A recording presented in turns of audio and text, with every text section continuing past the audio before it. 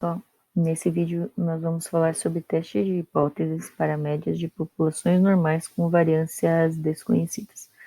Então, o que difere do tipo de teste que a gente trabalhou anteriormente? No caso anterior, as nossas variâncias populacionais elas já eram conhecidas. E nesse caso, as variâncias elas são desconhecidas. Ou seja, nesse caso, a gente tem uma população, a gente não conhece a variância dela, que é o mais comum de ocorrer, e a partir daí eu vou tomar uma amostra e eu vou tentar inferir algo sobre a população com base nessa minha amostra. Tá? Então, como diz aqui, o teste é realizado quando desejamos estudar a média de populações cujas variâncias não são conhecidas. Para isso, nós precisamos primeiramente retirar uma amostra de N elementos da população e estabelecer a hipótese inicial, também é chamada de hipótese nula, e verificar a nossa estatística do teste. Nesse caso aqui, a nossa estatística do teste ela vai ser ou t-student ou a distribuição normal. Então, se o número de elementos que nós estivermos trabalhando na amostra for menor do que 30, nós vamos utilizar a distribuição t-student. Tá? A partir de 30, nós utilizamos a distribuição normal. E fazemos que o nosso S quadrado aproxima a variância da nossa população. Bom, após nós definirmos qual distribuição nós usaremos, nós vamos utilizar a mesma ideia dos testes realizados anteriormente, daqueles testes de hipóteses para populações normais com variâncias conhecidas. Então, abaixo aqui a gente tem uma tabela, talvez essa tabela esteja um pouco pequena para a visualização de vocês, mas nela mostra os critérios de rejeição dos testes, caso a gente trabalhe com a hipótese alternativa de ser diferente da hipótese inicial, maior ou menor do que ela. Então, para auxiliar nos estudos, aqui também nós temos um código Scilab. Se vocês clicarem aqui, vai abrir esse código aqui, tá? Esse código ele pode ser executado no Scilab versão 6.0.1. No 6.0.2 ela também funciona. Na versão 6.0.0 pode dar algum probleminha, tá? Então lembre-se que para executá-lo você precisa ter o software Scilab instalado no seu computador. Caso vocês não queiram fazer a instalação ou não possam nesse momento de pandemia, vocês podem tentar utilizar outro teste, porque esse teste ele vai abrir no navegador, né? Então vocês podem olhar qual é a lógica dele ali e tentar passar isso para outra linguagem. Tranquilo, tudo bem? Ou também vocês podem fazer manualmente, não tem problema nenhum também, tá? Então aqui, o primeiro exemplo, a gente vai resolver manualmente primeiro, depois a gente vai resolver utilizando o software, tá? Então vamos para a resolução. Esse é o primeiro exemplo. A vida média de lâmpadas elétricas produzidas por uma empresa era de 1.120 horas. Uma amostra de 8 lâmpadas extraída recentemente apresentou a vida média de 1.070 horas, com o desvio padrão de 125 horas e distribuição normal para a vida útil. Pede para testar a hipótese de que a vida média das lâmpadas não se alterou. Bom, então o que a gente vai fazer? Aqui a gente vai primeiro definir quem é a nossa hipótese inicial e quem é a nossa hipótese alternativa.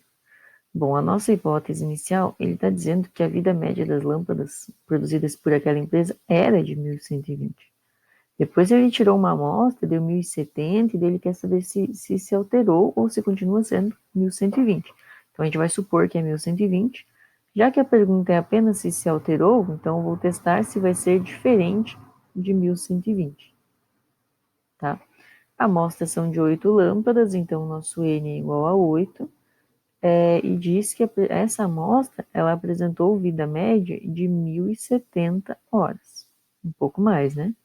Não, um pouco menos, desculpe. Achei que era 1.170. Então a gente quer testar se diminuiu? Não, a gente quer testar se é diferente, porque a pergunta ali é se ela se alterou. Se ela não se alterou. Então, se ela não se alterou, tem que ser, ela não pode ser diferente de 1.120. O que mais?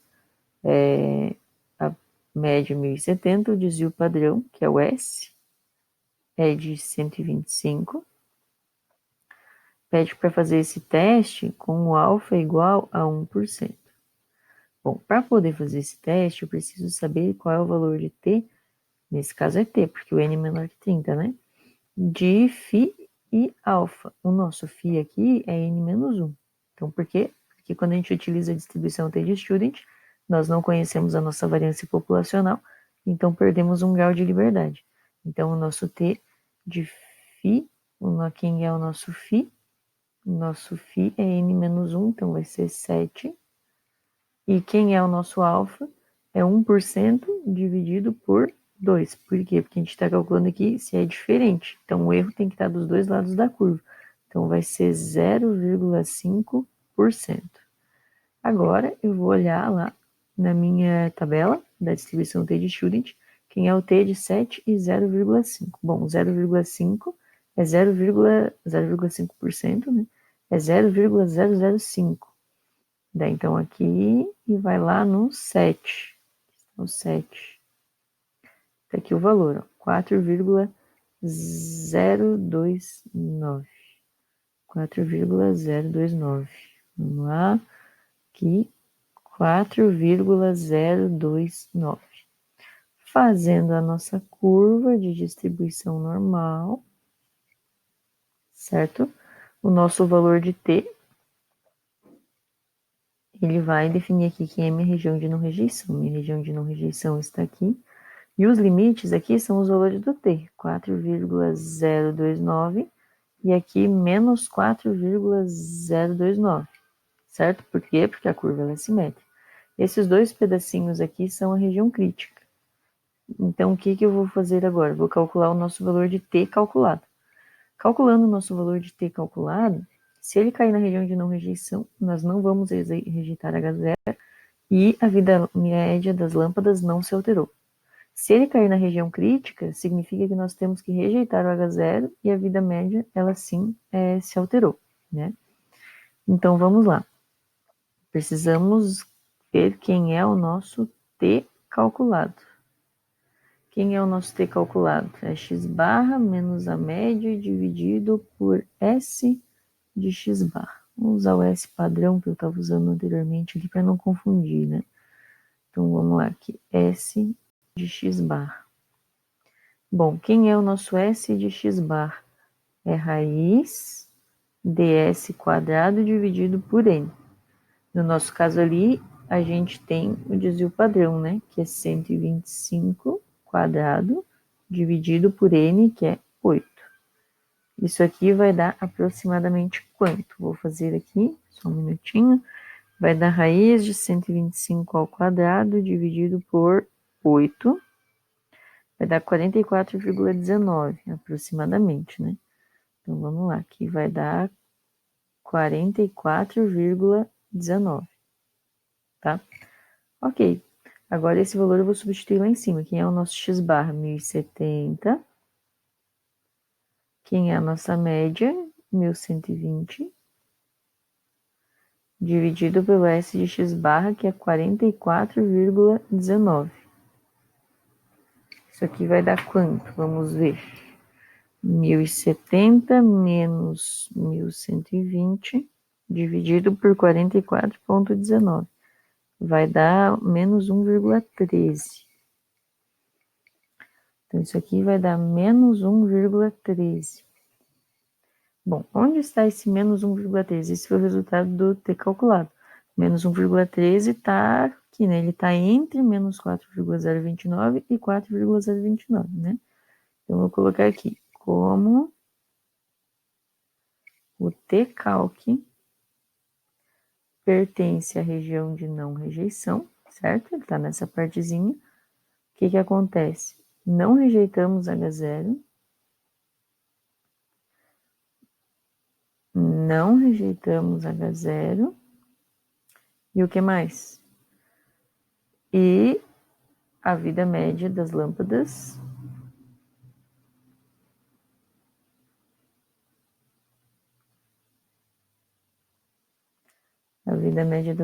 o que aconteceu com elas? A vida média das lâmpadas não se alterou. Mas ela não se alterou, tem certeza? Ao nível de 1%. Tá? Então, pode ter havido alguma uma alteração, né? A gente também pode estar não rejeitando uma hipótese falsa, né? Pode haver um erro nesse teste, mas a vida média das lâmpadas não se alterou significativamente. Então, ao nível de 1%, a vida média das lâmpadas ela não se alterou. Bom, vamos resolver isso aqui utilizando o software Scilab. Tá? Então, vamos lá. Para resolver pelo Scilab, a gente precisa primeiramente executar aqui, né? A programaçãozinha. Então, vamos lá. Entre com a hipótese inicial, 1120. O tamanho da amostra é 8. A gente já possui a média, sim. Qual é o valor da média? É 1070.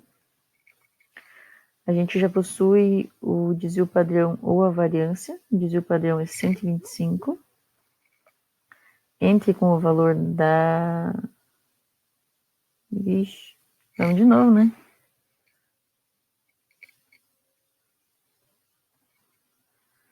Vamos de novo, que eu digitei errado ali. Vamos lá. Entre com a hipótese inicial 1120. Desculpem, gente. O tamanho da amostra é 8.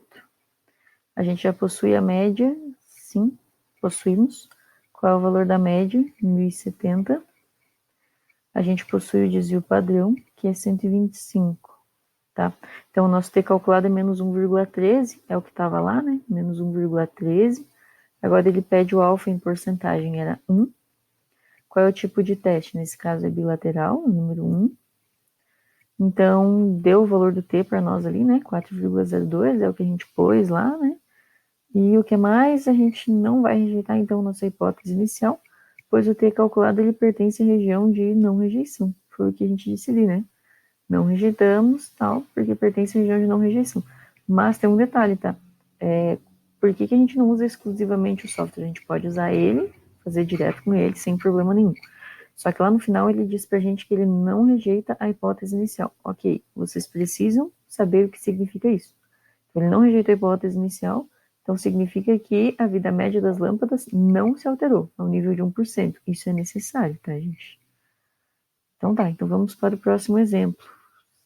Se vocês olharem aqui, tem a resolução e depois tem a resolução via Scilab também, é a mesma que eu fiz lá na tela, até para vocês saberem o que precisam digitar ali direitinho. Tá? Aí vamos para o exemplo 2, que já está aqui. Vamos lá. Querendo determinar o peso médio de nicotina dos cigarros de sua produção, um fabricante recolheu uma amostra de 25 cigarros, obtendo aquele somatório ali, daí pede para testar o nível de 5%, se o peso médio de nicotina é inferior a 40 gramas. Digamos que existe alguma especificação que diga que o peso médio de nicotina precisa ser necessariamente inferior a 40 miligramas. Então, a gente precisa testar se, no nosso caso, realmente está sendo, tá? Então, vamos lá. Quais são os passos aqui? A gente vai ter que dizer quem é nossa hipótese inicial, quem é nossa hipótese alternativa. Nossa hipótese inicial é de que a média de nicotina seja as 40 miligramas. E qual é a nossa hipótese alternativa? É que a média seja menor do que as 40 miligramas, tá? Então, o que foi encontrado lá? A amostra, então N é igual aos 25 cigarros. O que mais eu preciso saber? Qual é a média que eu obtive quando eu extraí esses cigarros, né? Então, para mim calcular a média, eu preciso do somatório de xi dividido por n. Ele nos deu o somatório de xi ali, né? Que é 950. Dividido por n, pelos 25 cigarros. Isso aqui vai dar quanto? Deixa eu ver aqui rapidinho. 950 dividido por 25 vai dar 38. Então, nesses cigarros aqui, a média deu 38. Então, geralmente a gente já ia dizer, deu menor, então realmente está menor, porque eu peguei uma certa quantidade e deu 38. Não, gente, a gente precisa testar se esses 38 aqui, eles dão uma alteração significativa ao nível de 5% ou não, tá? Para nos dar uma segurança. Então, porque eu posso pegar outros cigarros e não dá certo isso, né? Preciso também do meu S, que é o meu desvio padrão. A fórmula do meu S é a seguinte: raiz Vamos ter que calcular, né? Ele não foi dado. De 1 dividido por n menos 1 do somatório de xi quadrado, aqui de i igual a 1 até n, isso aqui menos o somatório de xi elevado ao quadrado dividido por n. Isso, tá? Então, quem é o nosso S? O S vai ser igual a raiz de 1 dividido por n menos 1, n menos 1, 25 menos 1, que multiplica, somatório de xi quadrado, ele deu ali em cima, 36.106, menos o somatório de xi, que é 950, elevado ao quadrado, dividido por n, que é 25. Isso aqui é o S. Então, o nosso S vai ser igual a... isso aqui eu vou resolver tudo direto na calculadora, tá? Mas aquilo ali vai ser 950 ao quadrado, dividido por 25. Aí depois 36.106 menos esse resultado, vezes 1 sobre, ou melhor, dividido por 24. E a raiz disso vai dar meio, 0,5. Bonito assim, né? 0,5. Aqui eu vou fazer as subdivisões dos problemas, tá, gente? Pra gente conseguir fazer essa resolução direitinho. Tá, tem mais uma questão, né? Ali também foi dado pra gente o valor de alfa. O valor de alfa, opa, desculpem. O valor de alfa, no nosso caso ali, é 5%. Então, como eu quero testar se é menor, vai continuar sendo 5%, não preciso dividir por 2, né? Então, eu vou ter aqui o meu t de φ, que é n menos 1, então vai ser 24, e o alfa, que continua sendo 5%. Vou ter que olhar lá naquela tabela qual é esse valor, 24 e 5%. Vamos pegar aqui, só um pouquinho, 24 e 5%. Vamos ver se conseguimos fazer assim. O 24 está aqui embaixo, tá? E o 5% é 0,05, né? Então, vai ser aqui e aqui. Tá ali o valor. Ali, ó, 2,064. 2,064. Então, vamos lá, que dá 2,064. Bom, se a gente for desenhar a nossa curva, então, vamos pegar aqui nossa curva da distribuição. Esse valor de t deu 2,064. E eu quero saber se esse valor é menor do que 40. Então, eu vou pegar ele aqui.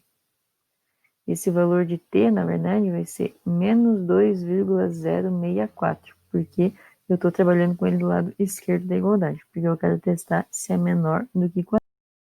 Essa região aqui é a nossa região de não rejeição, e aqui está a nossa região crítica, tá? Bom, então agora a gente ainda precisa calcular qual é o nosso valor de t calculado. Por quê? Para a gente verificar se está na região de não rejeição ou se está ali na região crítica. O nosso t calculado vai ser igual a x barra menos a média dividido por s de x barra. Primeiro, então, temos que calcular quem é o s de x barra. Quem é o s de x barra vai ser a raiz do s quadrado dividido por n. Então, vai ser a raiz do s quadrado, 0,5 ao quadrado, dividido por n, que é 25.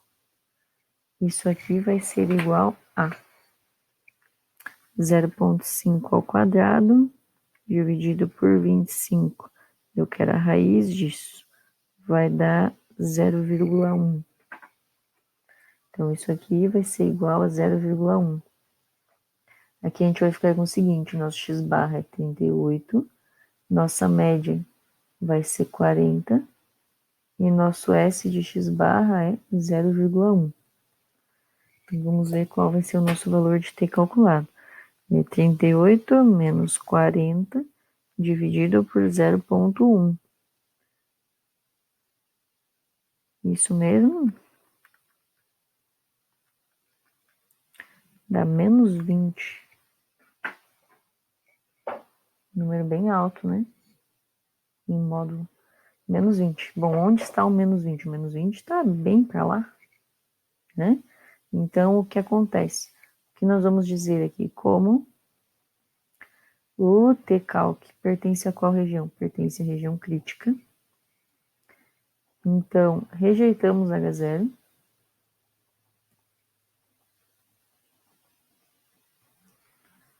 Rejeitamos H0. O que mais? O que perguntava lá em cima? Testar se o peso médio de nicotina é inferior a 40 miligramas.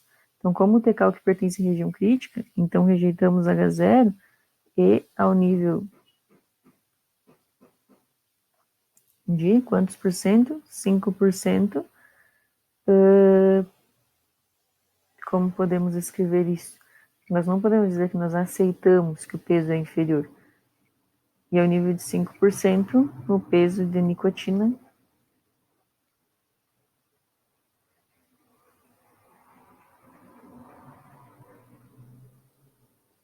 é inferior a 40 miligramas. Então, realmente aqui deu uma diferença significativa, né? E realmente nós podemos rejeitar o nosso H0 e ao nível de 5%, então o peso de nicotina ele é inferior a 40 miligramas, que foi o que a gente testou ali, né? A gente queria saber se era menor. Vamos fazer pelo Silab agora. Temos que executar novamente aqui. Então, vamos lá. Qual é a nossa hipótese inicial? Nossa hipótese inicial é 40. Vamos lá, 40. Tamanho da amostra, qual é? 25. 25. Você possui a média? Não, mas tem o somatório de xi. Então, vamos lá, no 3. Qual é o valor do somatório do xi? Somatório do xi, 950. Qual é o somatório do xi quadrado? 36.106. Então, o t calculado é menos 20, certinho, como calculamos. O alfa em porcentagem é 5. Qual tipo de teste nós desejamos realizar? Vamos ver lá. Nós queríamos o menor que, tal valor, né? E menor que é uma no lateral esquerdo, então 2. Decide-se rejeitar a hipótese inicial, pois o t calculado pertence realmente à região crítica, assim como nós havíamos inferido aqui. Certo? Então, é essa a ideia. Agora vamos para o exemplo 3. Só uma observação. 24 e 2,064. 2,064. Ok. Bom, vamos lá. Exemplo 3. Uma máquina é projetada para fazer esferas de aço de 1 centímetro de raio. Uma amostra de 10 esferas é produzida e tem um raio médio de 1,004 centímetros, com um desvio padrão de 0,003. Há razões para suspeitar que a máquina esteja produzindo esferas com raio maior que 1 centímetro, ao nível de 10%. Bom, então é o seguinte, essa máquina está sendo projetada para fazer esferas de raio 1 centímetro. Então, nossa hipótese inicial é que realmente essa máquina ela produza as esferas com esse raio 1, né? Mas aí foi retirada uma amostra e o raio médio deu 1,004. Isso significa que deu maior. E eu quero testar se ela está produzindo com um raio maior. Então, eu vou testar se está produzindo com um raio maior que 1. Tá? Bom, então a amostra de 10 esferas ela foi produzida e tem raio médio de 1,004. Então, média 1,004. E o valor do S já é dado, que é 0,003. Eu quero saber se a gente tem razões para suspeitar que a máquina esteja produzindo esferas com raio maior do que 1. E o meu alfa aqui é 10%, um alfa grande, né? Aqui eu vou usar a distribuição T de student também, porque o tamanho da minha amostra é 10. Tá? Então eu vou olhar o T de φ e alfa. Meu φ é 10 menos 1, 9, e no meu alfa é os próprios 10%. Então o T de 9 e 10%, vamos ver aqui, T de 9 e de 10%, vamos lá. Eu quero do 9 e do 10%. 10% é 0,1.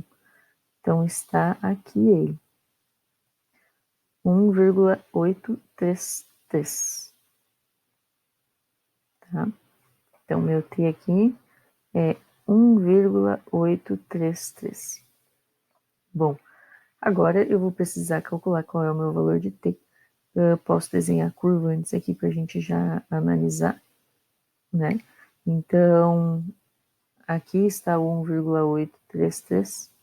Essa aqui é minha região de não rejeição. Essa daqui é minha região crítica. A gente vai fazer o cálculo do T calculado. Caso ele caia na região crítica, significa que nós rejeitamos H0 e há razões para suspeitar que ela esteja produzindo esferas com raio maior.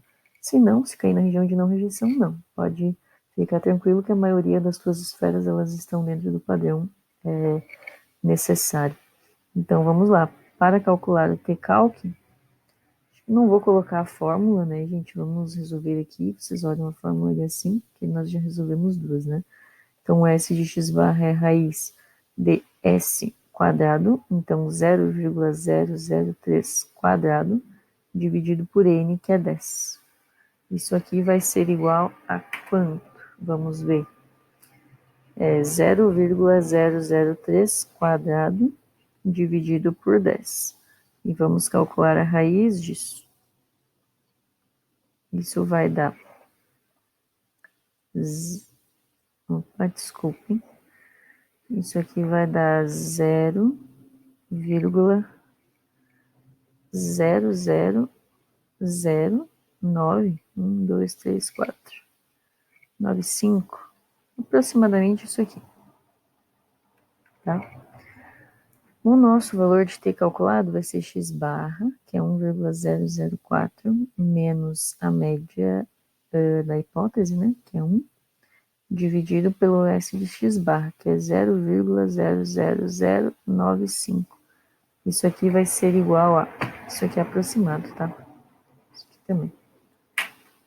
Então, vai dar 0,004 dividido por 0,00095. Isso aqui deu 4,21.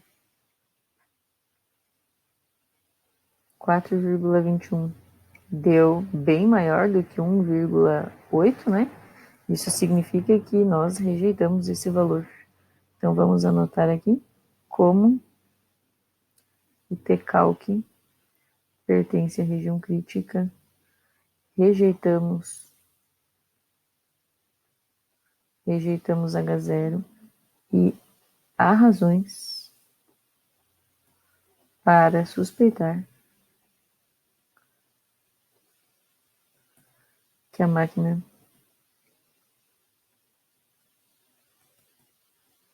produz esferas com raios maiores. Por que isso aqui é importante, gente? A gente pensa às vezes, são milímetros, né? É que às vezes a gente está trabalhando com coisas que não podem variar por milímetros, como por exemplo aqueles rolamentos de bicicleta. Se você fizer esferas que tenham um raio maior do que o necessário, maior do que o que está sendo trabalhado, muitas vezes pode dar um problema bem grave. Então a gente tem que tomar esse cuidado, né? Precisa realmente testar. E a gente olhando ali 1,004, a gente pensa, é pouco? Sim, é pouco, só que tem mais um desvio padrão, talvez tenha esferas bem maiores do que isso, né? Bom, então retornando, Esse aqui era o último exemplo, a gente vai resolver ele no Scilab também. Então, vamos lá. A hipótese inicial é 1. O tamanho da amostra é 10. A gente já possui a média? Sim. A média é 1,004004. Isso aí, né? 2 zeros. A gente possui o desvio padrão ou a variância? O desvio padrão, que é 0,003. O T vai ser 4,21. Isso, isso. Qual é o alfa? Em porcentagem é 10.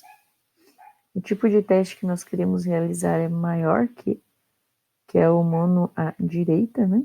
Então, 3. Então, o valor do T é 1,38 e decide-se rejeitar a hipótese inicial porque o T-calc pertence à região crítica. E o que significa rejeitar, nós também rejeitamos, né? Há razões para suspeitar que a máquina produz esferas com raios maiores, tá?